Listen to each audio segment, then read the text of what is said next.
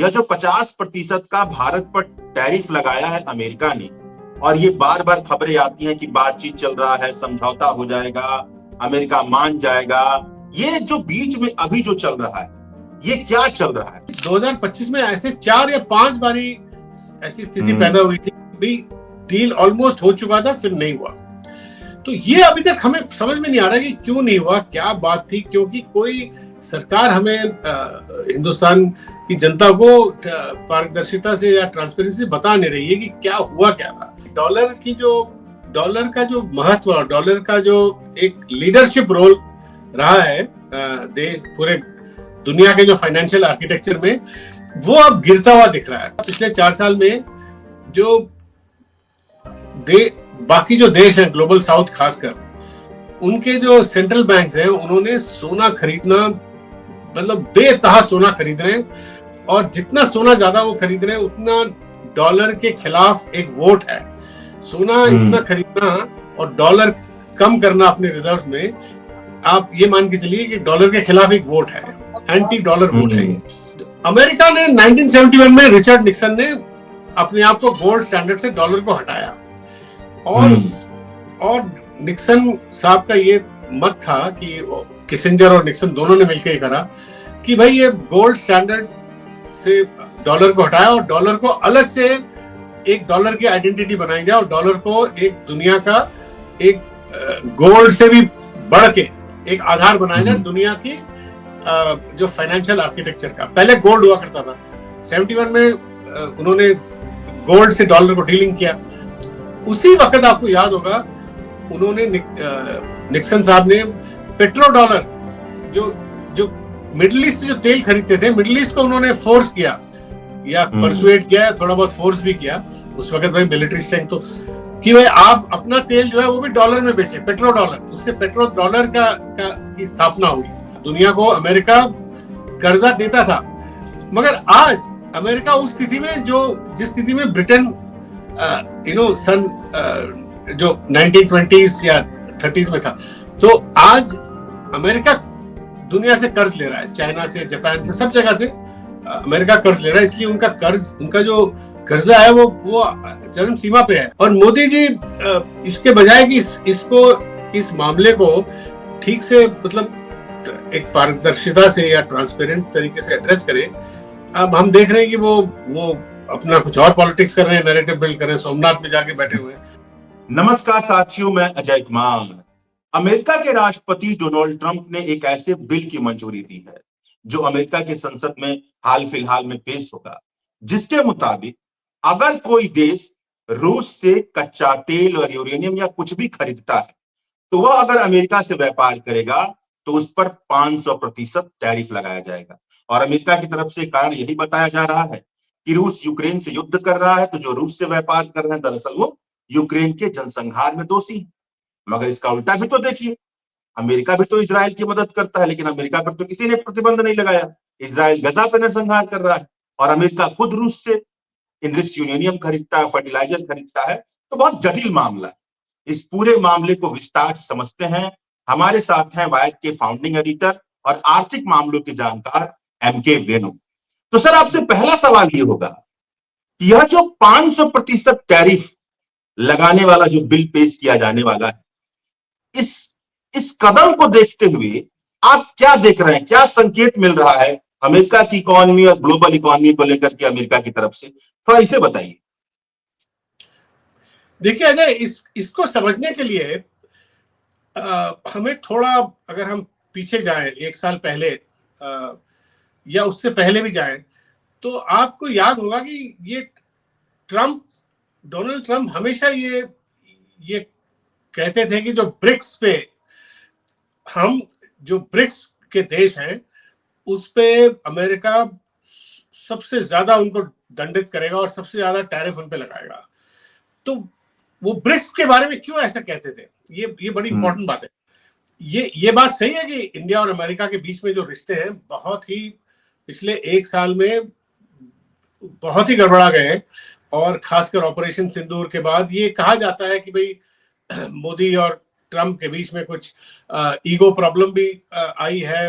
मोदी ने ट्रंप को क्रेडिट नहीं दिया, पाकिस्तान के खिलाफ, पाकिस्तान के साथ जो जो सीज फायर हुआ उन चीजों को लेके, और ये मामला, ये हमेशा कुछ विशेषज्ञ बोलते थे कि शायद मोदी और ट्रंप के बीच में कुछ कटाश है, और वो पुरानी बात रही नहीं।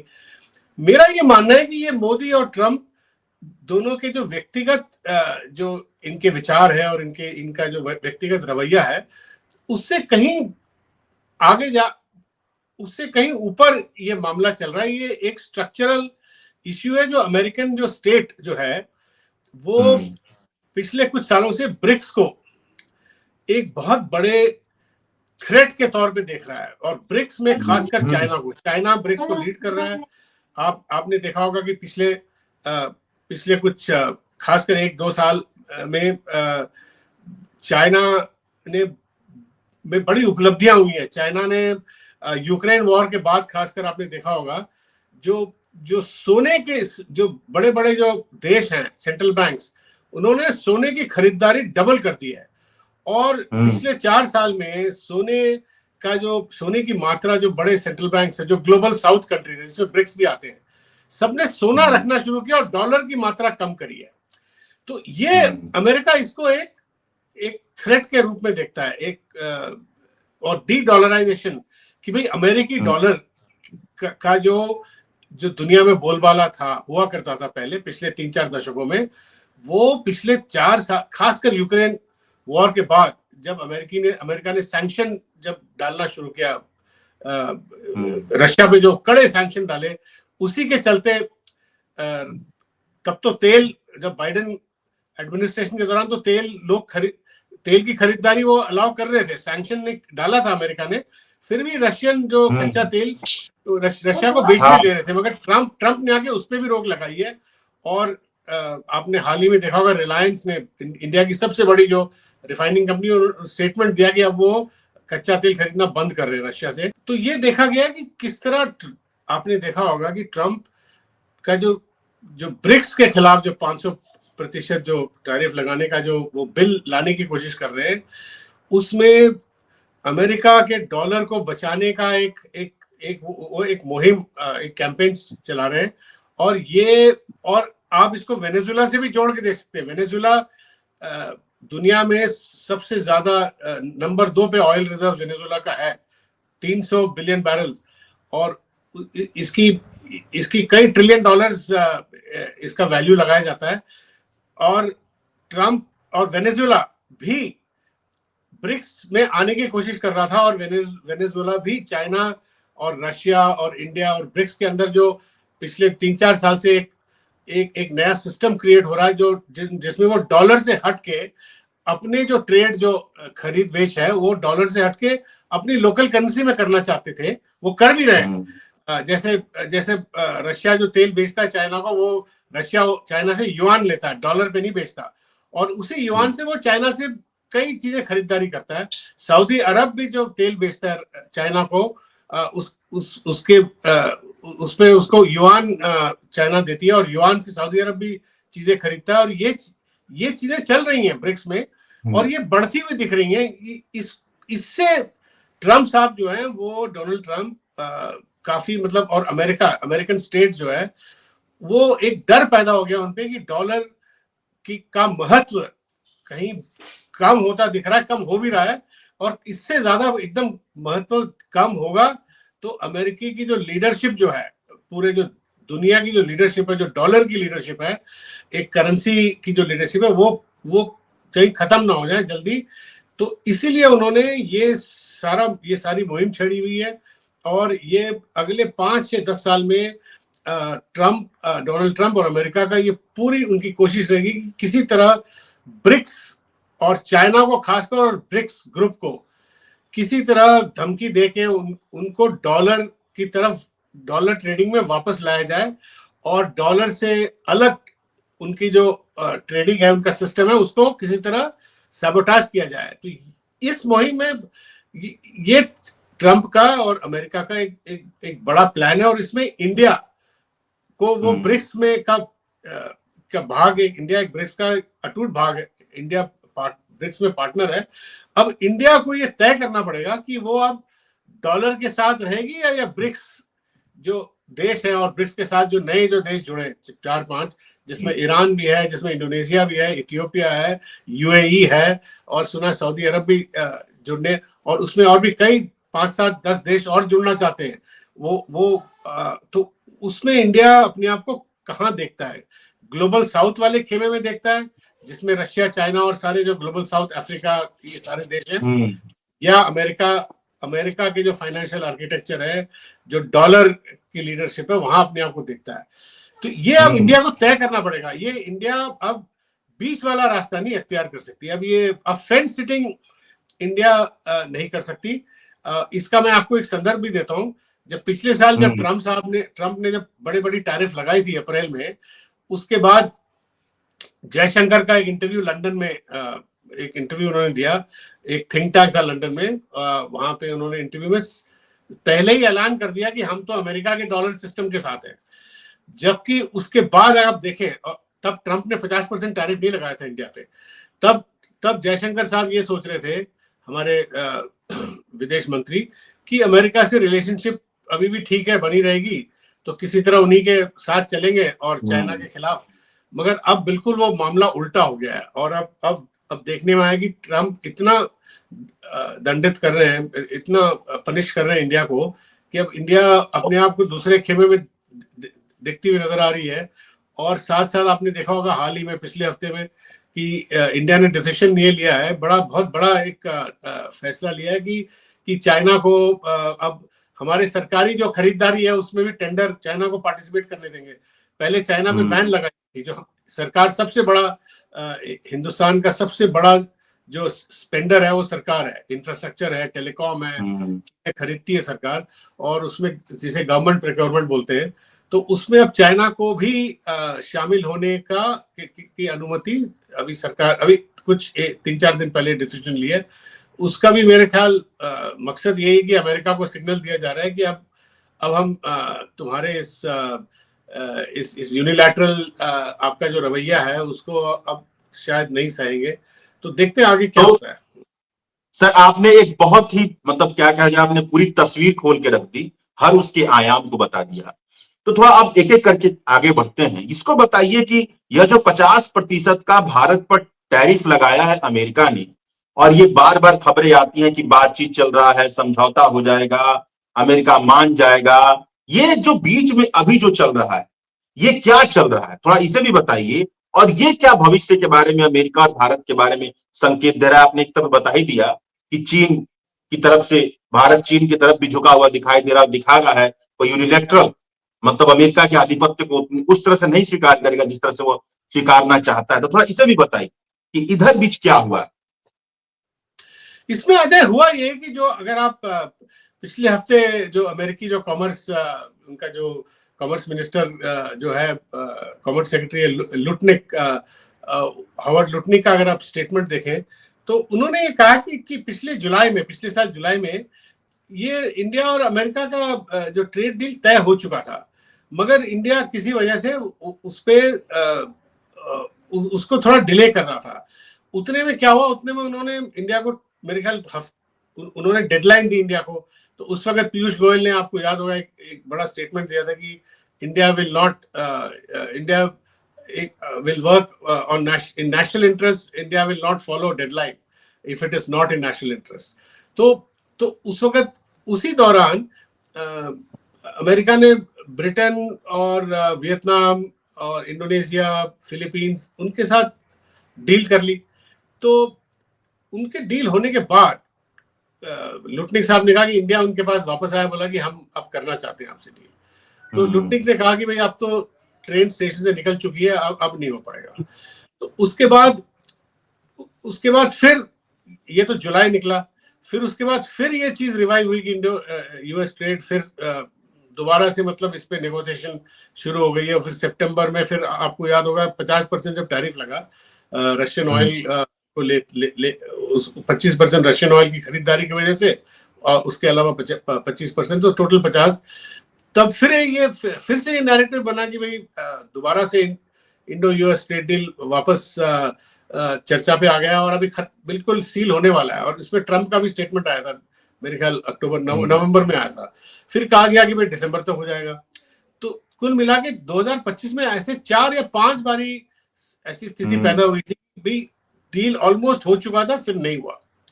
तो ये अभी तक हमें समझ में नहीं आ रहा कि क्यों नहीं हुआ, क्या बात थी, क्योंकि कोई सरकार हमें हिंदुस्तान की जनता को पारदर्शिता से या ट्रांसपेरेंसी बता नहीं रही है कि क्या हुआ क्या था और किस बात पे बात अटकी। किस जब जब जब ट्रम्प साहब ने कहा कि भाई ऑलमोस्ट हो गया, साइन होने वाला है, फिर ये कहा गया कि भाई लुटनिक साहब ने कहा कि मोदी जी ने ट्रम्प को फोन करना था, वो फोन नहीं किया वो। मगर अब विदेश मंत्रालय बोल रही है कि साल में 8 बार उन्होंने फोन किया। तो अब 8 बार फोन किया, मगर फोन पे बात क्या हुई, क्या मतलब ट्रम्प साहब ने उनको क्या कहा मोदी जी को।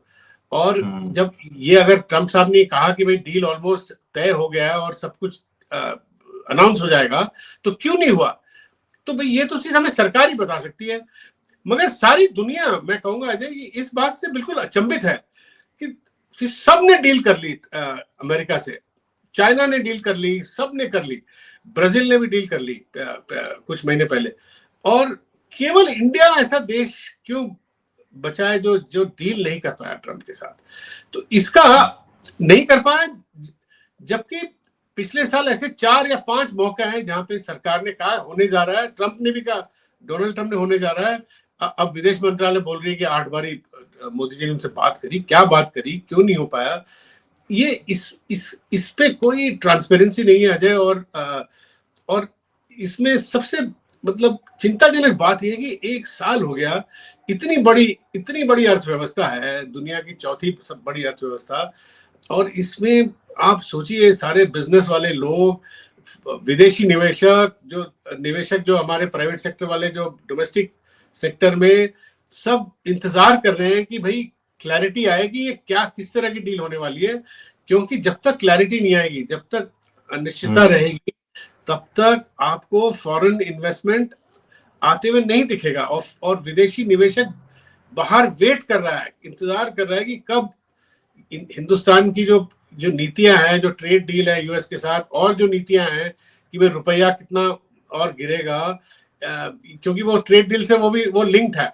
रुपया अभी 90 पे चल रहा है, अभी ये अब 90 से ये 100 की तरफ बढ़ेगा या 90 में स्थिरता आएगी, इसका भी दारोमदार ट्रेड डील पे है। तो सब कुछ जो पूरा बजट जो मेकिंग है, उसमें भी सारे जो अजम्पशंस हैं बजट में कि भाई आपकी जीडीपी कितना अज्यूम करोगे बढ़ेगी, वो भी यूएस ट्रेड डील में काफी निर्भर है। और आपका रुपया का लेवल कितना होगा, वो भी ट्रेड डील में निर्भर है।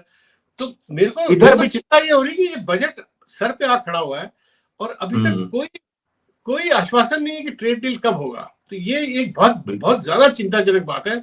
और मोदी जी इसके बजाय कि इस मामले को ठीक से, मतलब एक पारदर्शिता से या ट्रांसपेरेंट तरीके से एड्रेस करें, अब हम देख रहे हैं कि वो अपना कुछ और पॉलिटिक्स कर रहे हैं, नैरेटिव बिल्ड कर रहे हैं, सोमनाथ में जाके बैठे हुए हैं, और वहां से कुछ और बातें हो रही है, वहां पे हिंदुस्तान के इतिहास की बात हो रही है। हाँ सर, इधर भी ये भी देखने को मिला कि जो बदकुचन है, मतलब बातचीत जिस तरह से करते हैं, एक अजीब तरीके की बातचीत डोनाल्ड ट्रम्प साहब वो भी कर रहे थे कि उधर से मनाने की कोशिश की जा रही है, लेकिन जब तक रूस से तेल खरीदेगा हम नहीं मानेंगे। और एक द हिंदू में रिपोर्ट आई थी कि भारत ने तेल बहुत बड़ी मात्रा में खरीदा है कुछ महीनों के मुकाबले, इधर 1-2 महीने में रूस से। इस पे आपने निगाह रखी, ये क्या बता रहा है? देखिए, मेरा ये मानना है कि भारत ने आश्वासन दे दिया था अमेरिका को कि हम धीरे धीरे रूसी तेल कम करेंगे। अब हिंदू में जो खबर आप बता रहे हैं, वो नवंबर के महीने में दोबारा से खूब तेल खरीदी गई रशियन। मेरा मानना है कि वो नवंबर में इसलिए खरीदी गई क्योंकि पुतिन हिंदुस्तान आए हुए थे नवंबर में, पुतिन को खुश करना चाहते थे।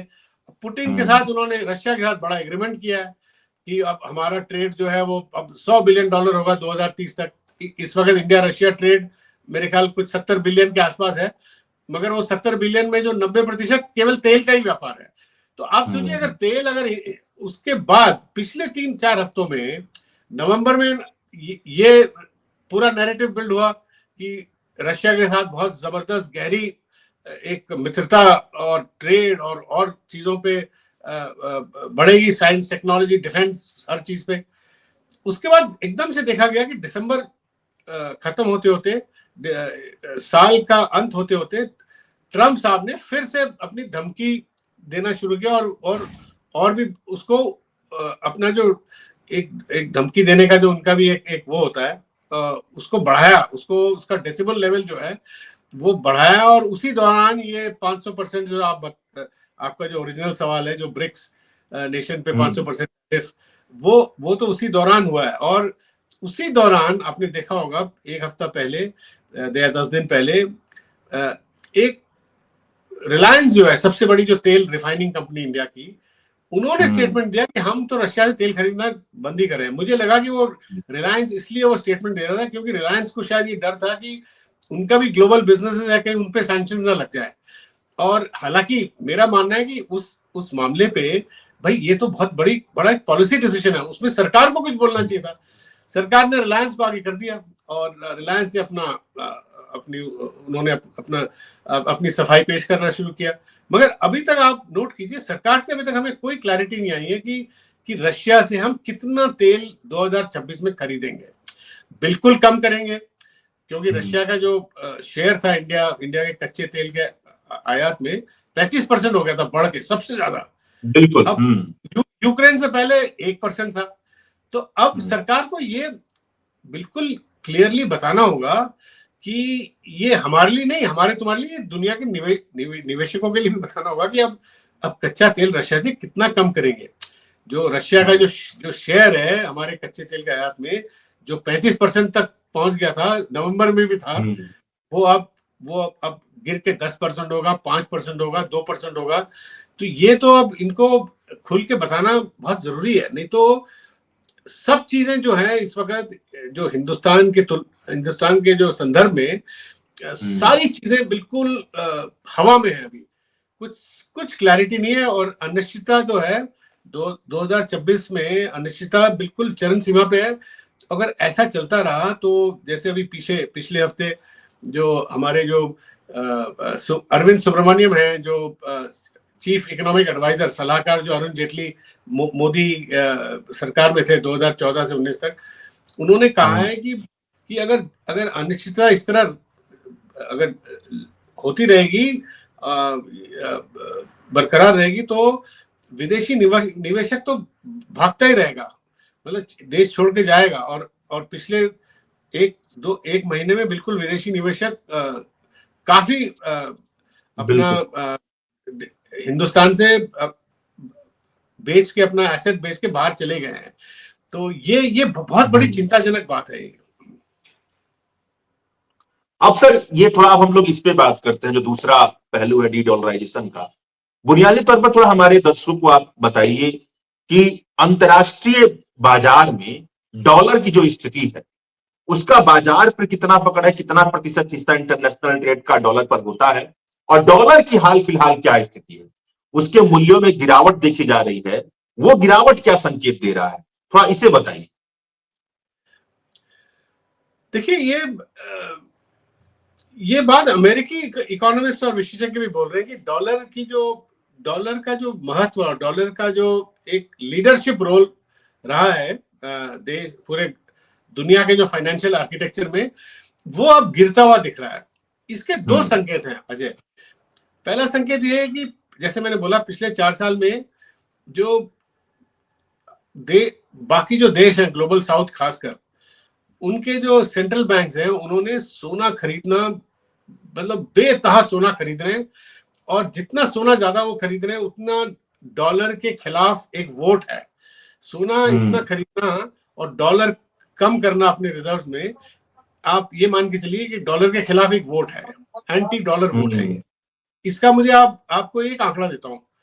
2025 और 2025 इस मामले में मैं कहूंगा एक इन्फ्लेक्शन पॉइंट है। 2025 में सोने के दाम 65% बढ़ी है।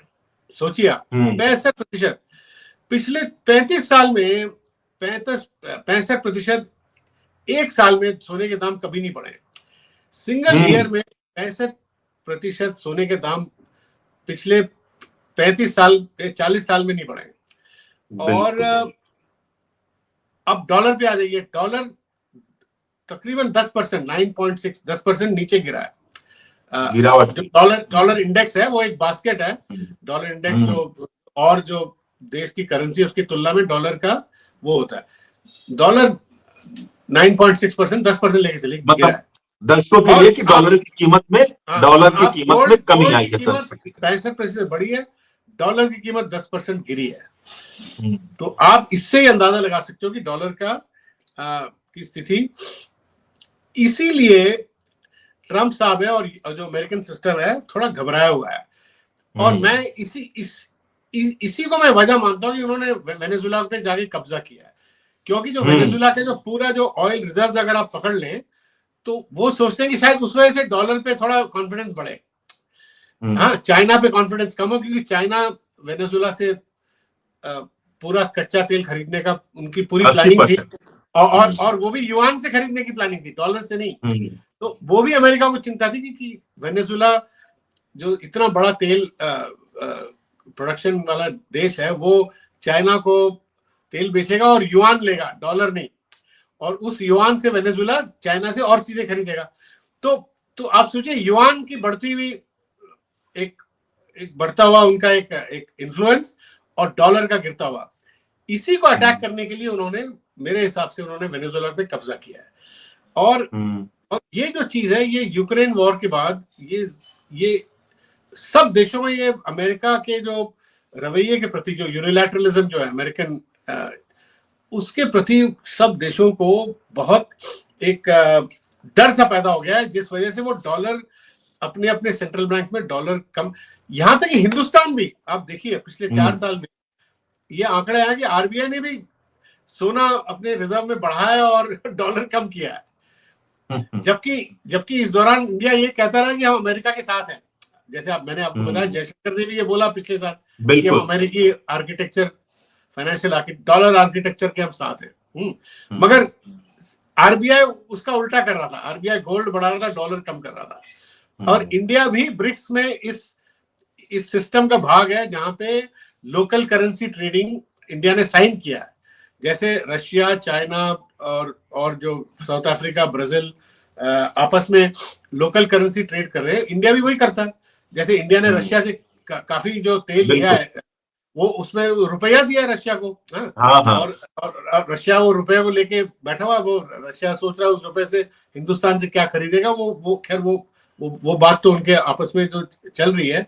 तो ये जो चीज है, और सारा जो आर्थिक जो ग्रोथ जो है, इकोनॉमिक ग्रोथ, एक तो ग्लोबल साउथ की तरफ शिफ्ट हो रहा है, एशिया की तरफ, अफ्रीका की तरफ, और इसी दौरान यही सारी देश आपस में लोकल करेंसी ट्रेड की बात कर रही है चाइना के साथ।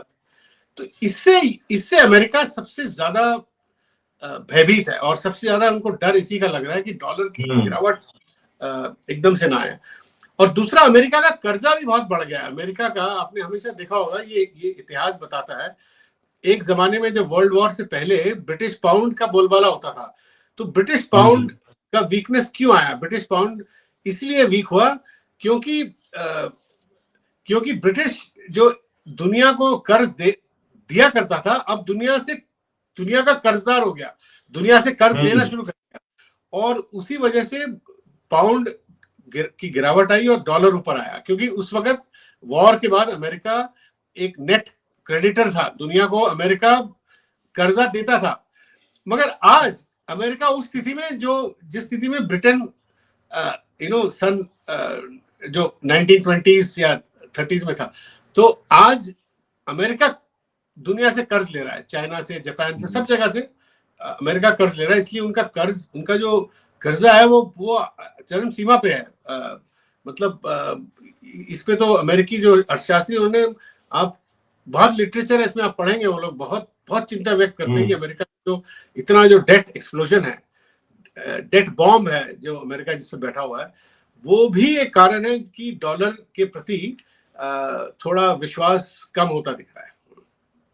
अब सर आपसे अंतिम सवाल, तकरीबन आपको क्या लगता है कि ये डॉलर से अलग व्यवस्था इस पूरी दुनिया में स्थापित होने के संकेत मिल रहे हैं? आपको लगता है ऐसा हो पाएगा, संभव है? देखिए, छोटे छोटे तरीके से तो हो ही रही है। जैसे मैंने आपको बताया, जो लोकल करेंसी ट्रेड हो रहा है बिल्कुल। ब्रिक्स में, चाइना और रशिया के बीच में, चाइना सऊदी अरब के बीच में, चाइना यूएई के बीच में, चाइना मिडिल ईस्ट के बीच में, चाइना और अफ्रीका के बीच में, ये सारी चीजें हो रही हैं। और कोशिश अब ये हो रही है अजय, सबसे जटिल मामला ये है कि जो गोल्ड जो है, आप देखिएगा, जो आज से मतलब 50 60 साल 70 साल पहले गोल्ड एक आधार होता था करेंसी और सब करेंसियों के परफॉर्मेंस का। बिल्कुल। अमेरिका ने 1971 में रिचर्ड निक्सन ने अपने आप को गोल्ड स्टैंडर्ड से डॉलर को हटाया, और निक्सन साहब का ये मत था कि किसिंजर और निक्सन दोनों ने मिलकर करा कि भाई ये गोल्ड स्टैंडर्ड से डॉलर को हटाया और डॉलर को अलग से एक डॉलर की आइडेंटिटी बनाई जाए, और डॉलर को एक दुनिया का एक गोल्ड से भी बढ़ के एक आधार बनाया जाए दुनिया की जो फाइनेंशियल आर्किटेक्चर का। पहले गोल्ड हुआ करता था, 71 में उन्होंने गोल्ड से डॉलर को डीलिंग किया। उसी वक्त आपको याद होगा, उन्होंने निक्सन साहब ने पेट्रो डॉलर, जो मिडिल ईस्ट से जो तेल खरीदते थे, मिडिल ईस्ट को उन्होंने फोर्स किया या परसुएट किया, थोड़ा बहुत फोर्स भी किया उस वक्त भाई मिलिट्री स्ट्रेंथ तो, कि भाई आप अपना तेल जो है वो भी डॉलर में बेचे, पेट्रो डॉलर। उससे पेट्रो डॉलर की स्थापना हुई। तो उस दौरान ये जो सारे जो मिडिल ईस्ट में कच्चे तेल बेचने वाले देश थे, वो भी डॉलर में ही तेल बेचते थे। तो उससे क्या होगी, डॉलर की जो डॉलर का एक बेस जो है और बोलबाला है जो बहुत फैला। अब मैं देख रहा हूँ कि वो चीज उल्टा हो रहा है, क्योंकि वही मिडिल ईस्ट जो देश है वो अब चाइना से डील कर रहे हैं, राइट, और अब वो डॉलर से नहीं, डॉलर से हट रहे हैं। ये अमेरिका को इसकी बड़ी चिंता है, और इसमें कई देश हैं, कई देश हैं जो अब जो चीज अमेरिका ने सन 70 में जो डॉलर का बोलबाला बढ़ाने के लिए जो उन्होंने जियो पॉलिटिकल, जियो इकोनॉमिक उन्होंने स्ट्रैटेजी बनाई, वो अब स्ट्रैटेजी उनके खिलाफ हो रही है। तो ये एक बहुत बहुत बड़ा एक डेवलपमेंट है जो पिछले मैं 5 साल से मैं देख रहा हूँ, 10 साल से। बहुत बहुत बहुत बहुत शुक्रिया, आपने अर्थशास्त्र और अर्थशास्त्र के इतिहास दोनों को बहुत विस्तार से और बहुत सरल भाषा में बता दिया। शुक्रिया आपका। नमस्कार।